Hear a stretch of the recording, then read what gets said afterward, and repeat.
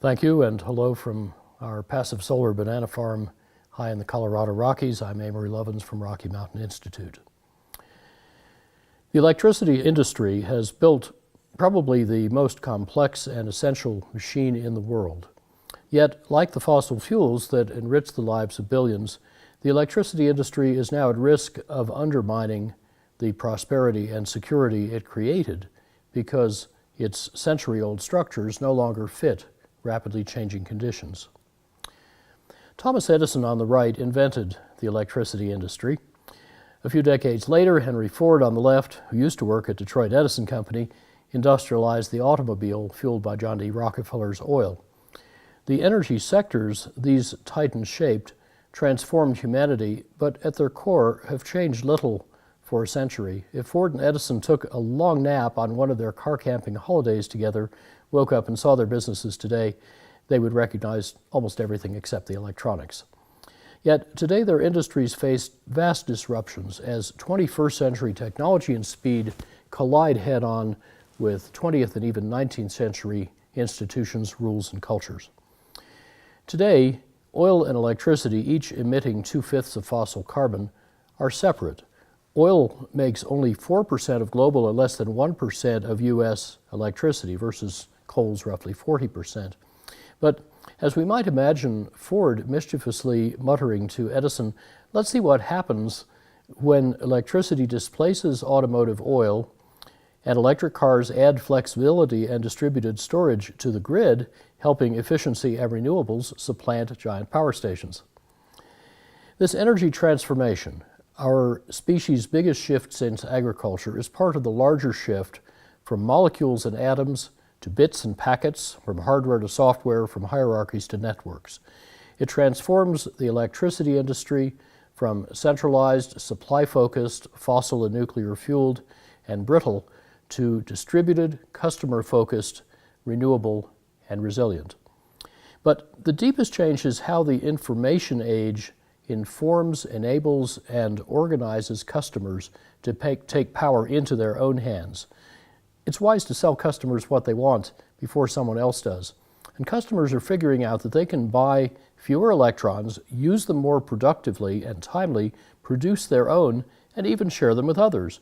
For example, Dutch customers can now buy renewable electricity directly from other customers. Here's the peer-to-peer website of Van de Bron, literally from the source, the legal electricity version of a music file swapping website. I just met a German utility executive who buys his electricity from the guy in the upper left because he liked that cute piglet. And then he got a handwritten Christmas card from his electricity supplier. What big utility can dream of that level of customer intimacy? Indeed, disruptors are converging on the electricity industry from at least 8 directions. Efficient use is taking utility sales away whilst renewables beat its supplies. Integrative design makes energy savings far bigger and cheaper, while customer preferences for independence, accountability, transparency, clean supply, health, remote control, superior value, and experience can drive market choices. Invisibly optimizing when electricity is used and time-shifting supply through storage intensify competition from distributed renewables. New rules can allocate risks and rewards, and some of the greatest changes come from new financing mechanisms and new business models. So these 8 Pac-Men of the apocalypse move fast. They don't just add, they multiply and exponentiate. They're not lone wolves, they hunt in packs, and they feed on utility revenues. Together, they're creating an alien competitive landscape faster than most utilities, cultures, and stakeholders can cope. In August 2014, all central power plants were called dinosaurs, too big, too inflexible, not even relevant for backup power in the long run. Who said that? Not Greenpeace, but Union Bank of Switzerland. Let's start with the first 2 disruptors, which are making growth in electricity demand reverse in developed countries and slow in developing countries. In Australia, for example, big state utilities overinvested, raising prices. In 2010, they forecast steep demand growth nonetheless, but got shrinkage. In 2011, they delayed the forecast growth for a year, but got more shrinkage. In 2012, they started recognizing reality but kept hoping for growth later and were again disappointed. In 2013, the contradiction intensified with rapid growth of rooftop solar, which they count as a negative load. In 2014, the utilities began forecasting more realistically, being more right this time. But in 2015, with demand still heading down through August, they raised the forecast. Just the past 5 years' revolution in demand cut 2020 revenues by about 20%. Electric utilities, you see, don't follow MBA economics where lower demand drops prices, because most costs are fixed for power plants and grids already built. Lower demand spreads the same fixed costs over smaller sales. Thomas Edison's secretary, Samuel Insull, built the industry on a virtuous circle. Rapid demand growth, ever bigger plants, ever cheaper production, hence lower prices spurring more demand.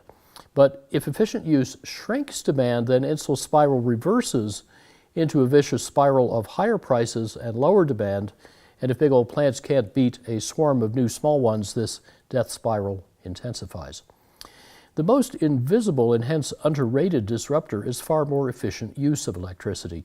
In 1975, the U.S. government and industry all insisted that the energy needed to make $1 of GDP could never go down.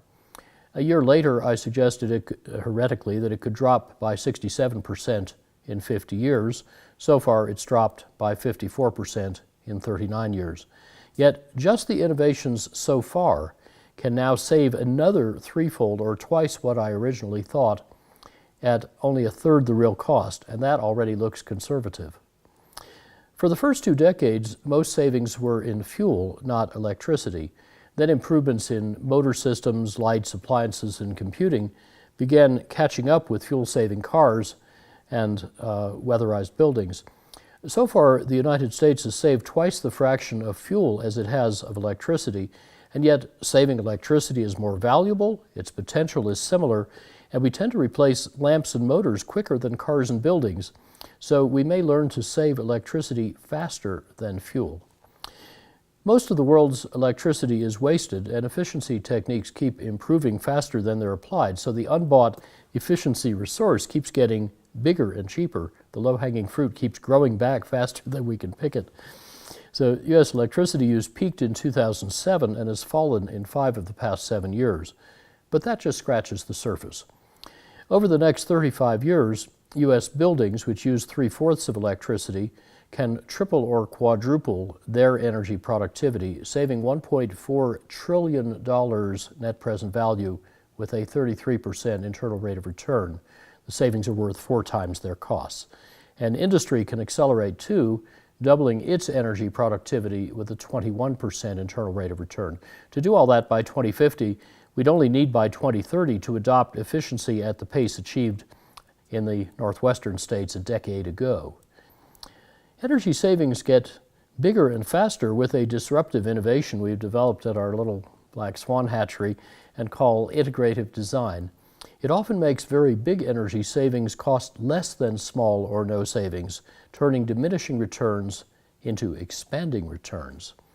For example, you might think I would burn a lot of gas to stay warm here at 2,200 meters elevation in the Colorado Rockies, down to minus 44 Celsius. But my house does no combustion, that's so 20th century, and it has no heating system.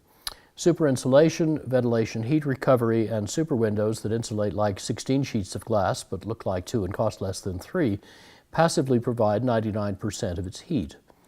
Eliminating the heating system paid up front for the efficiency that displaced it. Many of the 40,000 European passive buildings it helped inspire do the same thing, and they can look like whatever you want. So inside this house, the central atrium has so far produced 58 banana crops with no furnace.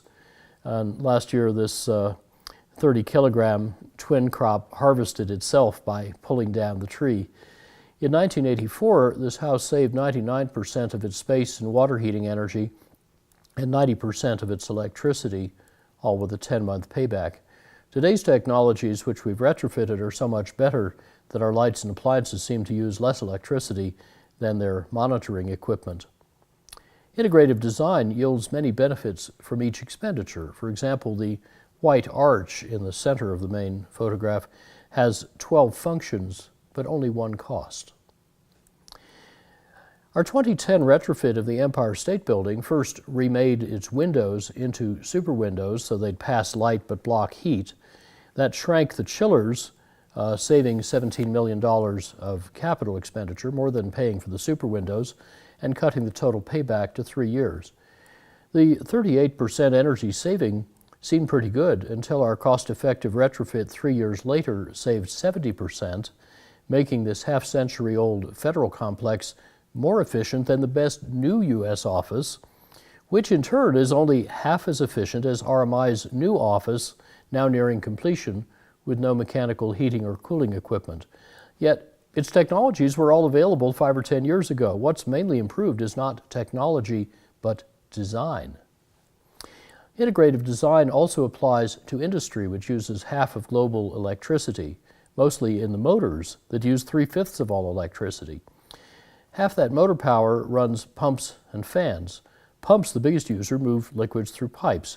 Yet a typical industrial pumping loop was redesigned to use at least 86% less pumping energy, not by getting better pumps and motors and controls, but just by replacing long, thin, crooked pipes with fat, short, straight pipes.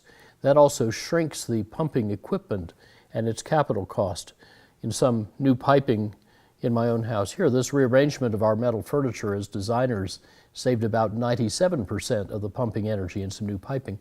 And every unit of flow or friction saved in the pipes saves 10 units of fuel cost pollution and global weirding back at the power plant. Just these pipe and duct improvements, not yet in any engineering text or official forecast, could save roughly 1/5 of the world's electricity, but also we're leaving out quite a lot.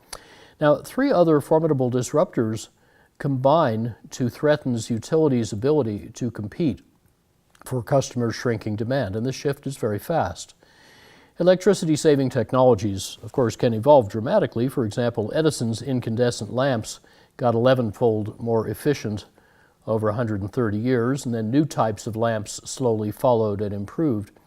But then, like a thunderbolt, came white light-emitting diodes, LEDs, and each decade they got 30 times more efficient, 20 times brighter, and 10 times cheaper. In the next 5 years, they'll take 2/3 of the world's general lighting market. Lighting uses 1/7 of the world's electricity, so LEDs are exposing the historic flaw in the business model of electric utilities. You see, Thomas Edison didn't sell electricity, he sold light. He would charge you a cent to run a lamp for an hour.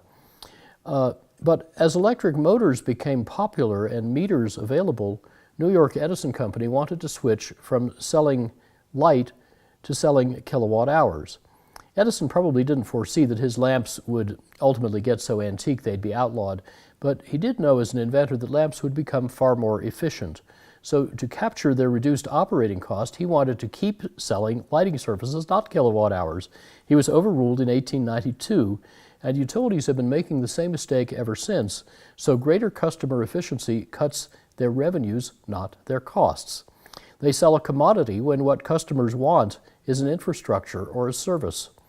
Now, entrepreneurs as impressive as Ford and Edison are building new industries that can sweep away the old model by saving electricity and providing it differently. LED's steep slope is not unique. What else changes this fast? Well, LEDs turn electricity into light. Photovoltaics, PVs, turn light into electricity. And in the past 5 years, PVs, photovoltaics, meteorite strike has fatally disrupted utilities by making solar power cost less than traditional power plants' fossil fuels alone. This is what a game changer looks like. And wind power, the lower aqua curve, is now so cheap that it often makes coal, gas, and nuclear plants shut down as uneconomic just to run. Renewables fuel price is zero, so the utility gets no more revenue when you flip the switch. Moreover, your new oil or gas well makes my next one cost more, but your new solar panel makes mine cost less. So can fossil fuels really win that game?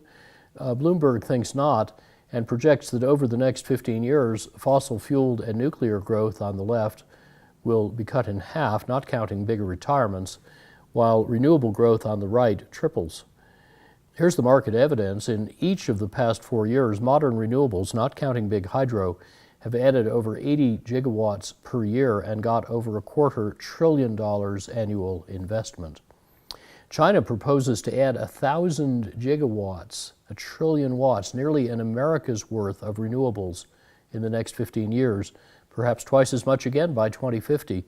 Lest you think that's impossible, China leads the world in 7 kinds of renewables. It has for 3 years running produced more wind power than nuclear power, and in 2013 alone, China added more photovoltaic capacity than the U.S. has added since inventing it in 1954.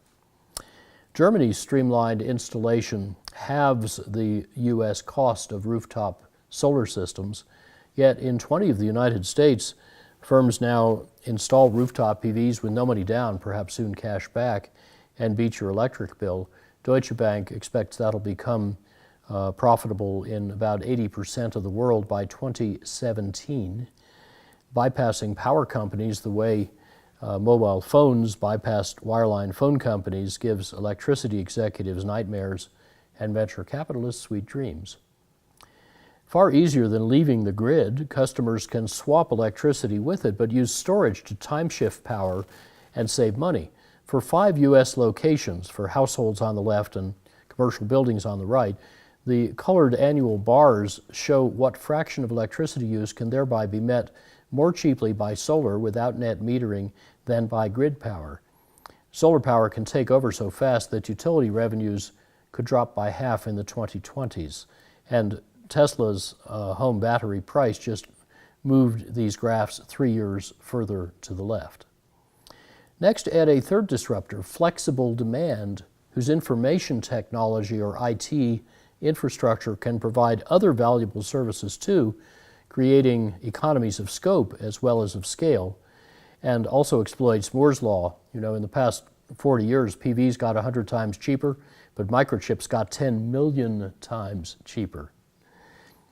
Utilities match supply to demand, but IT lets customers match flexible demand to desired supply, making purchases of grid power small and off-peak. In Hawaii, 1 home in 8 is solar-powered, and hundreds have cost-effectively added batteries and left the grid. A typical Hawaiian household uses appliances at various times, roughly half while the rooftop PVs are operating. That's the yellow curve. But the utility wants to confiscate the rest of their solar production without paying for it. So smart appliances can soon conveniently move 80 or 90% of the household loads into the solar hours. The utility would then lose nearly all its intended windfall and most of its ordinary revenue. So the more the monopolist tries to wrest value from the customer, the more the empowered customer can fight back. A customer pushed this far is largely or wholly lost unless she chooses the utility. We've just analyzed 6 utilities' anti-solar tariffs. All are well-aimed boomerangs likely to enlarge and speed solar adoption. Like information technologies, cheaper renewables feed on themselves. The cheaper they get, the more we build, so they get cheaper, so we build more. Solar power worldwide is indeed scaling up faster than mobile phones. Yet we're often told that only coal, combined cycle gas, and nuclear stations can keep the lights on because they're 24/7, while wind power and photovoltaics are variable and thus unreliable. Let me explain why neither part of that statement is true. First, variable does not mean unpredictable. Here's how accurately the French grid operator in one stormy winter month forecast a day ahead the output of the country's wind farms. I'll bet they wish they could forecast demand that accurately. Second, we built the grid because no generator is 24/7. They all break. When giant coal and nuclear plants fail, 1 billion watts vanishes in milliseconds, often for weeks or months, often without warning. Grids routinely handle this intermittence by backing up failed plants with working ones. And in exactly the same way, but often at lower cost, grids can handle the forecastable variations of solar and wind power by backing up variable renewables, mainly with other renewables of other kinds or in other places. Thus, highly reliable power can come from a portfolio of largely or wholly renewable sources when they are forecasted, integrated, and diversified by type and by location. Let me illustrate this with an aggressive but instructive hourly simulation from Texas, whose isolated grid is not connected to the rest of the United States. Its expected 2050 summer electric loads can get much smaller and less peaky with efficient use. Then we can install enough wind and photovoltaic power to make 86% of the annual electricity and get the other 14% from dispatchable renewables that we can have whenever we want, like geothermal, small hydro, solar thermal electric, feedlot biogas burned in existing gas turbines, burning municipal waste, burning obsolete energy studies. And this 100% renewable supply can then be matched to the load by putting excess electricity into two kinds of distributed storage: ice storage, air conditioning, and smart charging of electrified autos, both fully deployed, and then recovering that energy when needed and filling the last gaps with unobtrusively flexible demand. Only 5% of the annual renewable output is surplus, so the economics should be quite good. Now, this is not just theoretical. Some national grid operators already integrate variable renewables in this way. Ireland, 25% of consumption being renewable in the first 5 months of 2015, is closing in on Germany, which was 27% renewably powered in 2014, and by the way, despite an unfavorable climate, achieved its 2010 wind power target in 2005 and its 2050 solar target in 2012. Italy was 33% renewably powered in 2014, but 4 other European countries with modest or no hydropower got about half their electricity consumption from renewables, adding no bulk storage and with superior reliability. For Denmark and Germany, about 10 times better than America's. So the operators have learned to run these grids as a conductor leads a symphony orchestra. No instrument plays all the time, but the ensemble continuously makes beautiful music. Making power generation the right size for the job is also vital for economics and for resilience. What The Economist magazine calls micropower, that is, renewables minus big hydro plus combined heat power or cogeneration, now makes 1/4 of the world's electricity and adds half the new generating capacity. The most advanced national example of this decentralized power production, rather like Ireland, is Denmark. Over the past 3 decades, Denmark has shifted from centralized power stations, the big red dots, mainly burning coal, to distributed wind turbines in blue, 86% locally owned, a whole constellation of those, and of combined heat and power in brown, often burning agricultural waste. Denmark is planning 100% renewable electricity and total energy by 2050 at essentially no extra cost. America's aging, dirty, insecure electricity system has to be replaced by 2050, and whatever we replace it with is going to cost the same, whether we buy more of what we've got, or new nuclear and so-called clean coal, or centralized renewables, or more distributed ones. But these 4 futures differ profoundly in 7 kinds of risk around national security, fuel, water, finance, technology, climate, and health. Distributed renewables best manage all 7 risks, and if resiliently connected, can eliminate the cascading blackout risk. As regulators struggle to manage and entrepreneurs strive to speed all these swirling forces, how can incumbents respond? Should electricity companies ignore, deny, resist, diversify, hedge, finance, transform, or decline? Trying to block or tax competitors annoys the customers, who then go away faster. Just hanging on doesn't work, as deteriorating finance narrows the options. In Germany, even before PVs made 5% of electricity, they had destroyed the business model and half the market cap of Europe's top 10 utilities. Last year, Germany's biggest generation share came from renewables. Fossil fuel generation hit a 35-year low. Wholesale power prices have halved in 4 years, and this April they were lower on peak than off peak. But incumbents can embrace change. They can buy the insurgents and offer their products as their own branded products, or do other kinds of competition, or collaborate to finance the transition, or become a neutral integrator of all technically qualified offerings, or various combinations. Germany's biggest and most market-owned utility, E.ON, instead of lobbying for more government support, announced a bold plan to split in two. The new half will profitably deliver efficiency, renewables, and customer-centric services. Shareholders will get the unprofitable legacy business of the big thermal plants. Germany's second biggest utility, RWE, and the French utility, GDF have adopted similar customer-centric priorities, so far without splitting. Utility managers understandably focus on the need for price to exceed cost. But in focusing so intently on cost and margin, many forget the other part of the business imperative, that value must exceed price. If competitors offer a superior value proposition and grab your customers and revenues, profitably running a traditional utility won't be enough to keep you in business. U.S. automotive history, evoked by Stanford innovation lecturer Tony Seba, shows how markets can flip with breathtaking speed. On New York's Fifth Avenue in 1900, you have to look hard for the first car. And then just 13 years later, you have to look even harder for what might be the last horse. The horse and buggy industry thought it would have many decades to adapt, but Henry Ford's Model T got 62% cheaper in 13 years. Today, photovoltaic modules just got 80% cheaper in 5 years. That's accelerating, and now Ford's and Edison industries are at last merging.